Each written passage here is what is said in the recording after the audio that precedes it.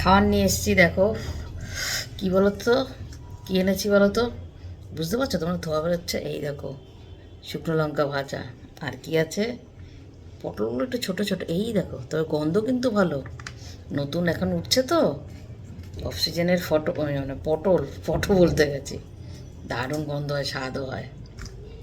পটল ভাজার তেল দিয়ে, শুকনো লঙ্কার ভাজা দিয়ে ভাত, দারুণ লাগে খেতে। কার কার পছন্দ বলো এই মেনুটা? বলো কার কার পছন্দ? এগুলো মাছ মাংস রেখে এগুলো খাবে, তাই না?